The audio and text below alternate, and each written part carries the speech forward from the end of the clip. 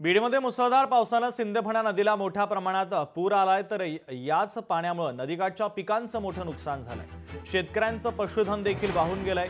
हेक्टरी 50,000 रुपयांची मदत करावी अशी मागणी आता शेतकरी करतायत। या परिस्थितीचा आढावा घेतला आमचे प्रतिनिधी हरिदास तावरे यांनी। पाहूयात। सगळं आमचं अतोनात नुकसान झालेले, सगळे वाहून गेलेले, खरडून गेलेले, आमचं काय राहिलेले, गावात पाणी गेलेले, सगळं म्हणजे घरात पाणी, कुणाचे घर पडले, ते सगळं शेतकऱ्यांनी आम्हाला मदत सरकारने आम्हाला मदत करावी एवढी विनंती। आमच्याकडे शेतीच शिल्लक राहिलेली नाही, त्यामुळे आम्ही शेतीच्या भरोशावर जो काही आम्ही स्वप्न बघितलेत, जे आमच्या शेतकरी बापानं स्वप्न बघितलेत, आमच्या बहिणींचे लग्न आम्ही त्या भरोशावर करणार होतो, पण आमचं ते पूर्ण जमीनच आमच्याकडे शिल्लक राहिली नाही।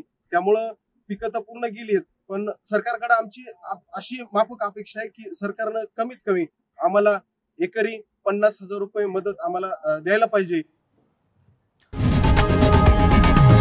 लोकशाही मराठी ऐका, पहा, जागरूक रहा।